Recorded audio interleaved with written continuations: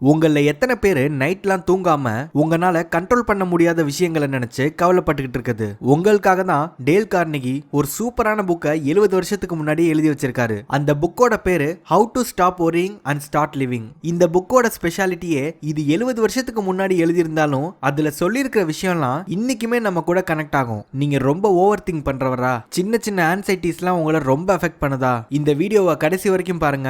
உங்க லைஃபையே மாத்தக்கூடிய பொட்டன்ஷியல் இந்த புக்ல உள்ள பிரின்சிபல்ஸ்லாம் இருக்கு. அதை தான் இந்த வீடியோல நம்ம பார்க்க போறோம். சரி, வாங்க வீடியோக்குள்ள போகலாம். முதல்ல ஆத்தர் சொல்லக்கூடிய ஒரு விஷயம் living in day tight compartments. இதுல அவர் என்ன சொல்ல வர்றாரு அப்படின்னா, நேத்துன்றதும் நம்ம கையில கிடையாது, நாளைன்றதும் நம்ம கையில கிடையாது, இன்னைக்கு மட்டும்தான் நம்ம கையில இருக்கு, அதுல ஃபோக்கஸ் பண்ணணும்னு சொல்றாரு. அதுக்கு அவர் ஒரு ஷிப்பை வச்சு ஒரு எக்ஸாம்பிள் சொல்றாரு. பட் இங்க நான் உங்களுக்கு புரியறதுக்காக ஒரு நோட் புக்கை வச்சு நான் எக்ஸாம்பிள் சொல்றேன். உதாரணத்துக்கு ஒரு நோட் புக் தான் உங்களோட மொத்த லைஃப்னு வச்சுக்கோங்க. அதுல இருக்கிற ஒவ்வொரு பேஜுமே ஒவ்வொரு டே. நீங்க எப்பவுமே இப்ப கரண்டா எந்த பேஜை எழுதுறீங்களோ அந்த பேஜ்ல மட்டும்தான் உங்களுடைய ஃபுல் ஃபோக்கஸும் இருக்கு.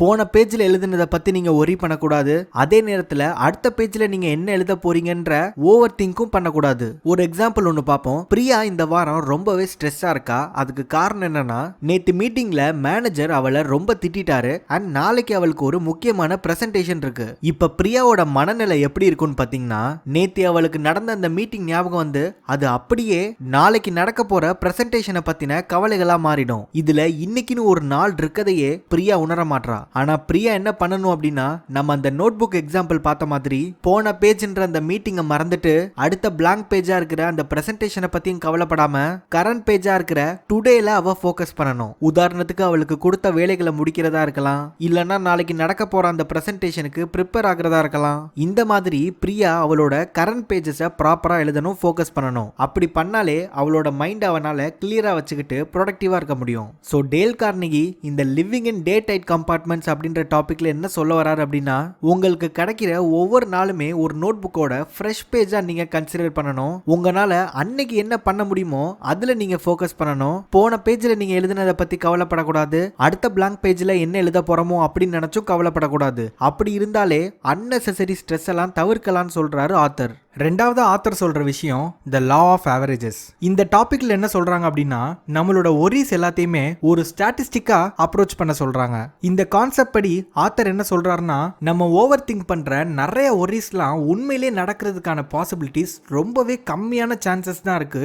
அதனால ஸ்டாட்டிஸ்டிக்கலா யோசிச்சு நம்ம இந்த ஒரிஸ்ல இருந்து வெளியே வரணும்னு சொல்றாரு. உதாரணத்துக்கு உங்களுக்கு பப்ளிக் ஸ்பீக்கிங் ரொம்ப பயமா இருக்கு, பிரசன்டேஷன் பண்ணவே பயமா இருக்கு அப்படின்னா எதனால உங்களுக்கு பயமா இருக்குது அப்படின்றத நீங்க யோசிக்கணும். ஒரு எக்ஸாம்பிள், நீங்க பிரசன்டேஷன் பண்றத பார்த்து எல்லாரும் சிரிப்பாங்க அப்படின்ற பயம் உங்களுக்கு இருந்தா, இதுக்கு முன்னாடி நீங்க பண்ண பிரசன்டேஷன்லலாம் எத்தனை தடவை இந்த மாதிரி நடந்துச்சு அப்படின்ற ஸ்டாட்டிஸ்டிக்ஸை நீங்க யோசிச்சு பார்க்கணும். அப்படி பார்க்கும்போது அதுக்கான வாய்ப்புன்றதே ரொம்பவே குறைவா இருக்கும். சோ ஆத்தர் என்ன சொல்றாருன்னா, நீங்க அந்த ஸ்டாட்டிஸ்டிக்ஸை யோசிச்சு அதுல இருந்து வெளியே வரணும்னு சொல்றாரு.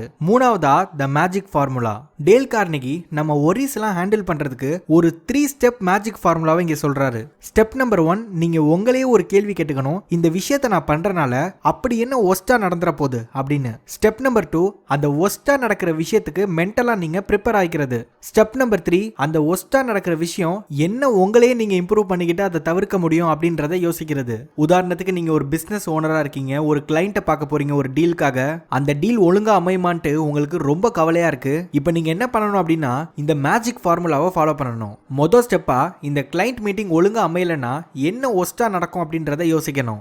ஒஸ்டா என்ன மேக்ஸிமம் நடந்துரும், இந்த டீல் உங்களுக்கு கிடைக்காம போயிடும். இப்ப ரெண்டாவது ஸ்டெப்பா இந்த டீல் கிடைக்காது அப்படின்ற சினாரியோக்கு உங்களை நீங்களே மென்டலா ப்ரிப்பேர் பண்ணிக்கணும். இப்படி ப்ரிப்பேர் ஆயிட்டீங்கனாலே அது உங்களை காமா வச்சுக்க உதவும். மூணாவது ஸ்டெப்பா இந்த ஒஸ்ட் கேஸ் சினாரியோ வரக்கூடாதுன்னா என்ன பெட்டரா பண்ணா அந்த ஒஸ்ட் கேஸ் சினாரியோ வராது அப்படின்றத யோசிச்சு அதுக்கேற்ற மாதிரியான வேலைகளை நீங்க பண்ணணும். உதாரணத்துக்கு அந்த மீட்டிங்ல கிளைண்ட் என்னென்னலாம் கேட்பாங்கன்றத முன்னாடியே யோசிச்சு அதுக்கேற்ற மாதிரியான பிரசன்டேஷன்ஸை ரெடி பண்ணி வைக்கணும். இந்த 3 ஸ்டெப் மேஜிக் ஃபார்முலாவை ஃபாலோ பண்றது மூலமா நம்மளோட ஒரிஸை குறைக்க முடியும்னு சொல்றாரு டேல் கார்னெகி.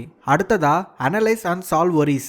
ஒரிஸ் ஹேண்டில் பண்றதுக்கு இன்னொரு அப்ரோச்சையும் சொல்றாரு டேல் கார்னெகி. அது என்ன அப்ரோச் அப்படின்னா, முதல்ல நீங்க ப்ராப்ளம் என்னன்றதை கண்டுபிடிக்கணும், அது எதனால நடந்தது அப்படின்றதையும் கண்டுபிடிக்கணும். மூணாவதா அதுக்கு என்ன மாதிரியான சொல்யூஷன்ஸ்லாம் கொடுக்கலாம் அப்படின்றத நீங்க யோசிக்கணும்.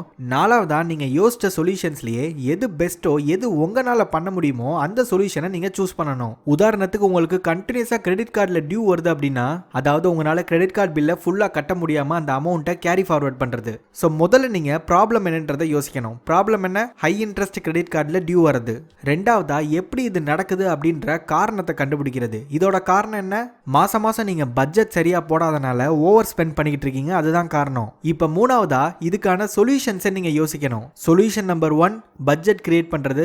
சொல்யூஷன் நம்பர் 2 அன்னெசரியா ஸ்பெண்ட் பண்றதெல்லாம் கட் பண்றது. இந்த மாதிரி நிறைய சொல்யூஷன்ஸை யோசிச்சு எந்த சொல்யூஷனை உங்களால உண்மையிலேயே அடாப்ட் பண்ணிக்க முடியுமோ அந்த சொல்யூஷனை நீங்க எடுத்துக்கணும். இந்த மாதிரி நம்மளுடைய பிரச்சனைகளை ஸ்டெப் பை ஸ்டெப்பா நம்ம பிரிச்சு பார்க்கறதுனால கவலைகளை குறைச்சிட்டு பிராக்டிக்கலான சொல்யூஷன்ஸை நம்மளால கண்டுபிடிக்க முடியும்னு சொல்றாரு ஆத்தர். அடுத்ததா ஒரி பண்ணாம இருக்கிறதுக்காக ஆத்தர் சொல்ற ஒரு விஷயம் கெட் பிஸி.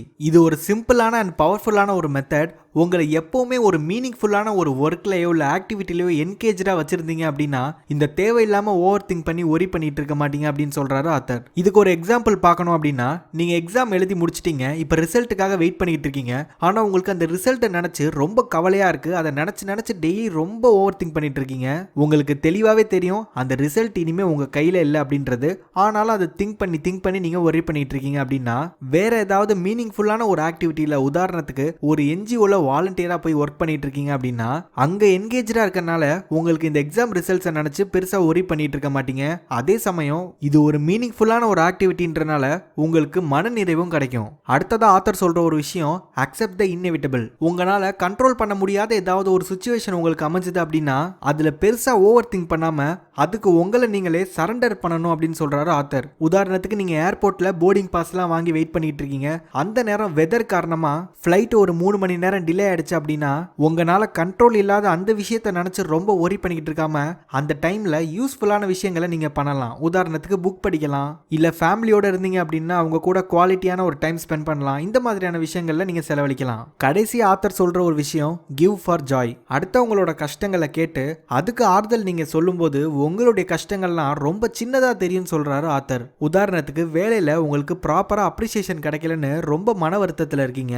அதையே ரொம்ப நினைச்சு உங்க வீட்டுல நீங்க உட்கார்ந்துகிட்டு இருக்காம ஒருவேளை உங்க அபார்ட்மெண்ட்லயோ இல்ல பக்கத்து வீட்லயோ பாட்டி தாத்தா இருந்தாங்கன்னா அவங்க கூட போய் பேசி அவங்கள்ட்ட ஏதாவது பிரச்சனை இருந்தா அதை பத்தி கேளுங்க. அவங்களுக்கு எங்கேயாவது வாக்கிங் போகணும்னா கூட்டிட்டு வாங்க. அவங்களுக்கு ஏதாவது கிராசரிஸ் வேணும்னா வாங்கி கொடுங்க.